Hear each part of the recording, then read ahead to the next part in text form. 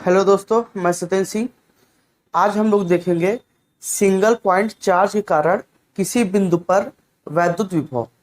इसका मतलब क्या है कि आप जानते हो कि अगर आवेश रखा है यहाँ पर तो उसके क्या चारों ओर क्या होगा, वैद्युत क्षेत्र उत्पन्न होगा। अगर मैं कहता हूँ कि ये आवेश अगर यहाँ पर है तो यहाँ से कुछ दूरी पर, मान लो ये स्मॉल आर दूरी पर, मैं कहूँ कि इस आवेश के कारण इस बिंदु P पर वैद्युत विभव कितना होगा, पोटेंशियल कितना होगा।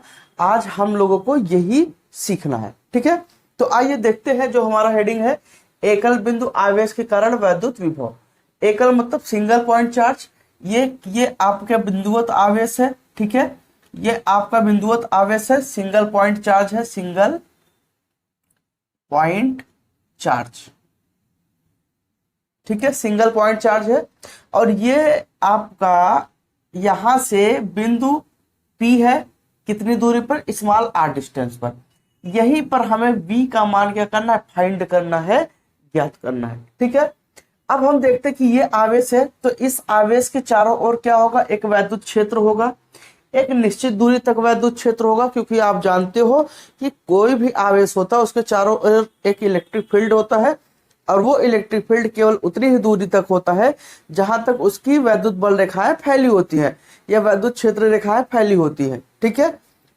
इसका मतलब कि उसके वैद्युत क्षेत्र में कोई भी दूसरा आवेश आएगा तो उस पर क्या करेगा, बल लगाएगा। कैसा बल, या तो आकर्षण बल लगाएगा या तो प्रतिकर्षण बल।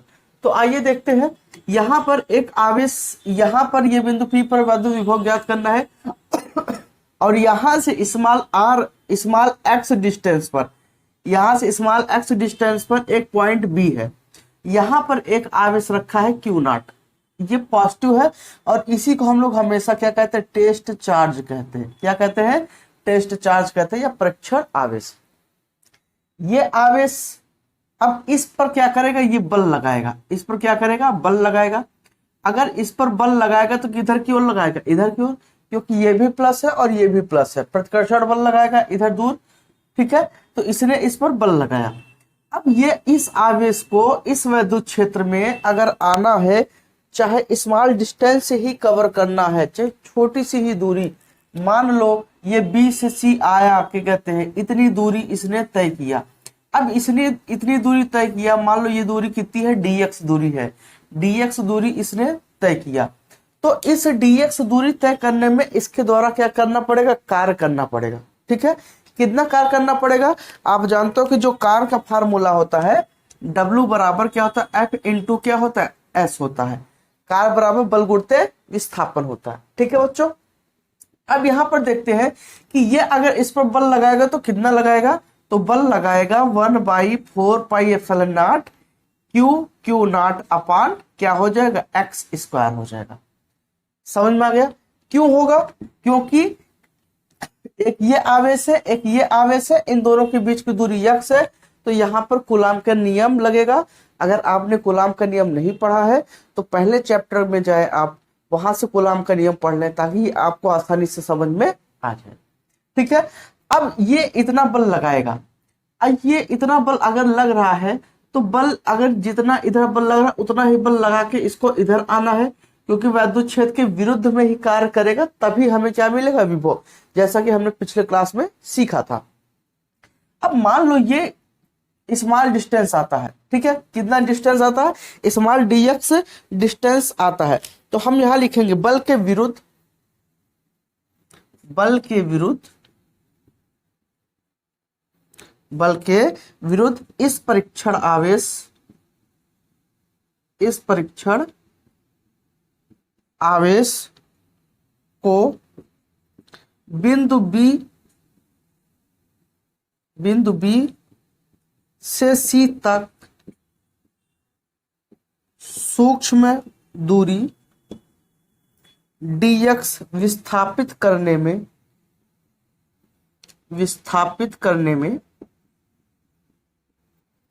किया गया कार्य, कितना होगा दोस्तों, dw होगा, क्योंकि छोटी सी दूरी तय किया है तो छोटा सा कार्य मिलेगा। और ये कितना होगा, F इंटू माइनस dx, क्योंकि बल इधर लग रहा है और हम आ किधर रहे हैं, विपरीत दिशा में। ठीक है, कोई दिक्कत नहीं ना। अच्छा, अब यहां से हम क्या करेंगे, अगर यही हमें चाहिए बड़ा कार्य मिले तो हमें क्या करना पड़ेगा, इसका समाकलन करना पड़ेगा, किसका, डी डब्ल्यू का। और ये इसका समाकलन हमने कर दिया। आप जानते हो एक छोटे से वर्ग का अगर आप समाकलन करते हो तो आप क्या मिलेगा, बड़ा।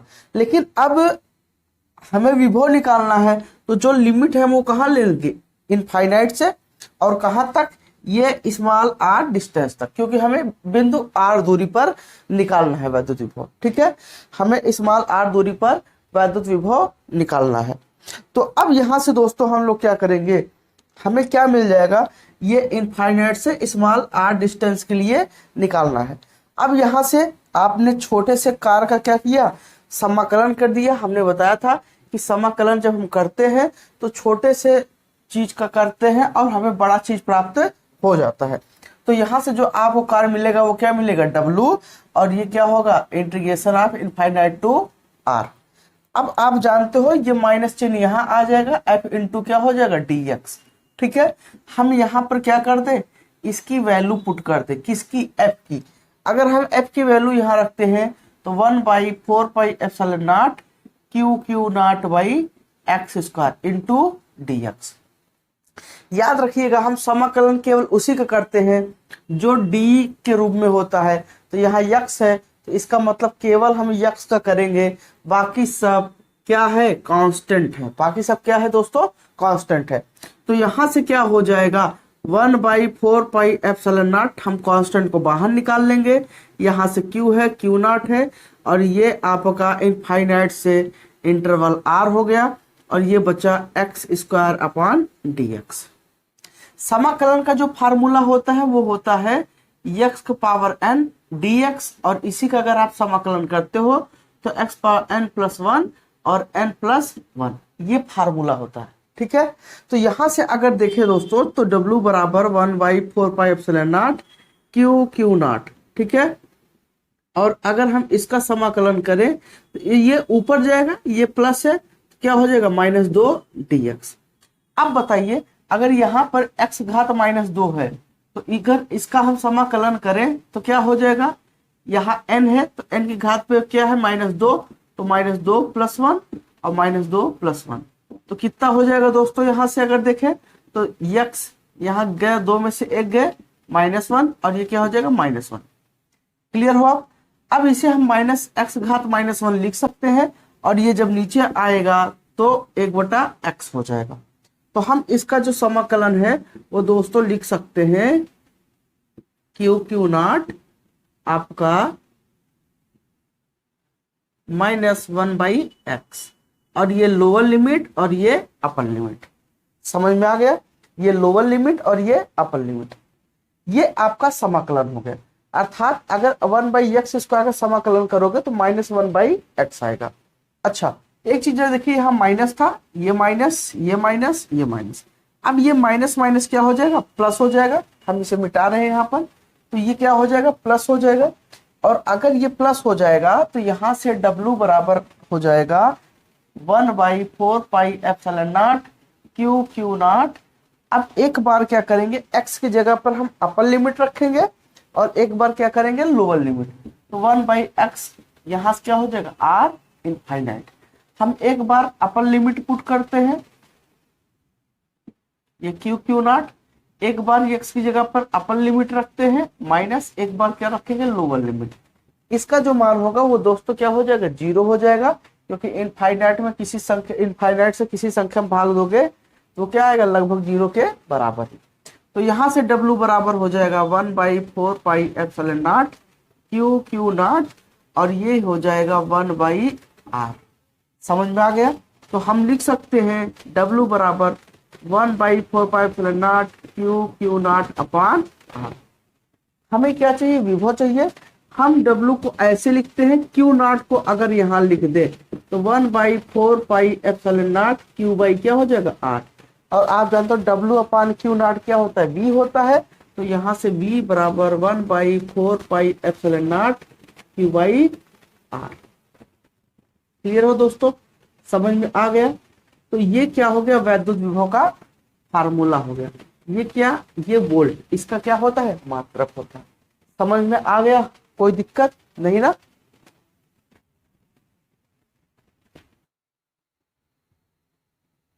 आइए दोस्तों अब आगे देखते हैं। यहां पर हम लोग जानते हैं वी, हम लोग को जो फार्मूला मिला V बराबर 1/4 pi epsilon not Q by क्या मिल गया, R। अब एक चीज देखते हैं, विभव डिपेंड किस पे कर रहा है। ये आप जानते हो ये क्या है, 1/4 पाई एप्सिलॉन नॉट, ये क्या है, एक कांस्टेंट है।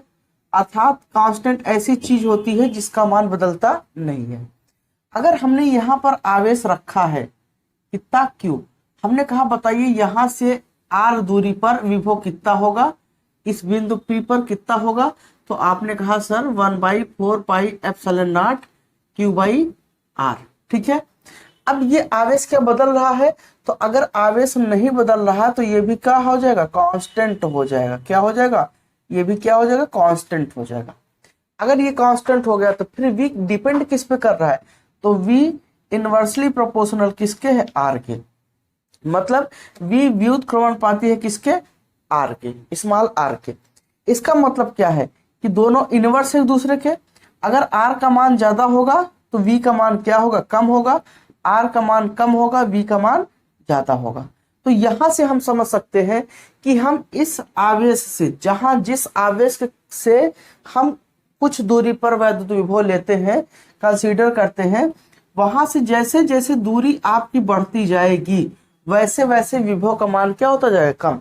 जैसे यहां पर है, अब बताइए बिंदु P और ये बिंदु Q। अब बताइए बिंदु P की दूरी ज्यादा है या बिंदु Q की, बताइए। तो बिंदु P की दूरी क्या है, ज्यादा है। अगर ये दूरी ज्यादा है तो यहाँ का जो विभव होगा वो क्या होगा, कम होगा। और ये दूरी क्या है, कम है, तो यहाँ का विभव क्या होगा, ज्यादा होगा। इसका मतलब हम कह सकते हैं, हम किसी आवेश के जितने पास आते हैं, जितने पास आते हैं, उतना ही हमारा जो विभव होता है वो क्या होता है, बढ़ता जाता है। क्या होता जाता है, बढ़ता जाता है, पोटेंशियल बढ़ता जाता है। इसका मतलब अगर मैं 4 पॉइंट यहाँ कंसीडर कर लूं, A B C D, तो बताइए कहाँ का विभव ज्यादा होगा, तो A का क्या होगा, VA सबसे ज्यादा होगा, फिर VB होगा, फिर क्या होगा, VC VD।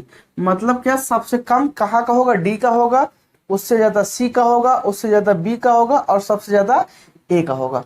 क्यों, क्योंकि आवेश के सबसे निकट कौन है, A है। A दूरी कम है, R का मान कम है, तो जो विभव है वो क्या होगा, जाहिर सी बात है ज्यादा होगा। ठीक है।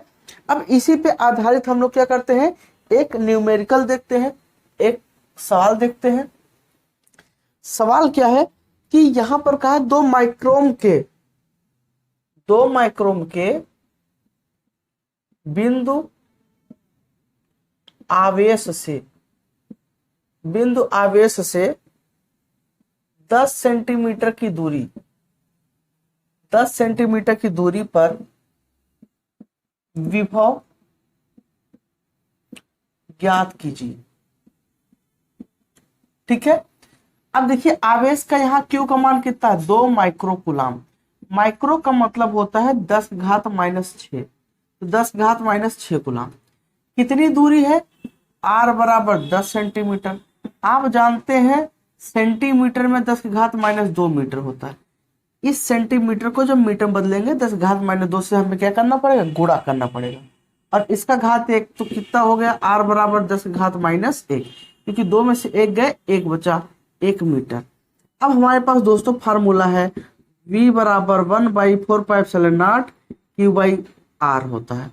अब यहां से इसका मान क्या होता है, 9 गुणित 10 घात कितना होता है, 9 होता है। और यहाँ Q का मान 2 गुणित 10 घात कितना दिया है, -6, और R का मान 10 घात -1। समझ में आ गया। 9 और 2 का गुणा करोगे बच्चा, आपको मिलेगा 18 मिलेगा। और यहां से देखिए 19, ये 10 घात 9, 9 में से 6 गए, कितना बचेगा आपका, 10 घात -3, और ये -1 है, ऊपर जाएगा +1 हो जाएगा। ठीक है। और यहाँ 18 गुणते 10 घात कितना, -2 वोल्ट। यही आपको क्या हो जाएगा, आंसर हो जाएगा। समझ में आ गया दोस्तों, कोई दिक्कत नहीं ना। तो उम्मीद करता हूं आपको समझ में आया होगा। ठीक है, बिल्कुल समझ में आया कि नहीं। यहाँ देख लीजिए, ये 9 × 10⁻9 और इसका मान 2 × 10⁻⁶।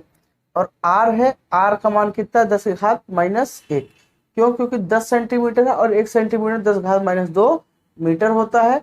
और यहाँ से घटाया हमने 10⁻⁻1। अब ये 9 में से 6 कितना बचेगा, -3। और ये ऊपर जाएगा 10 घात, ये प्लस हो जाएगा और 3 में से 1 गए -2। क्लियर हो दोस्तों? तो उम्मीद करता हूँ ये टॉपिक आपको समझ में आया होगा। अगर ये टॉपिक आपको समझ में आया है तो चैनल को जरूर सब्सक्राइब करें और वीडियो को जरूर लाइक करें। थैंक यू दोस्तों।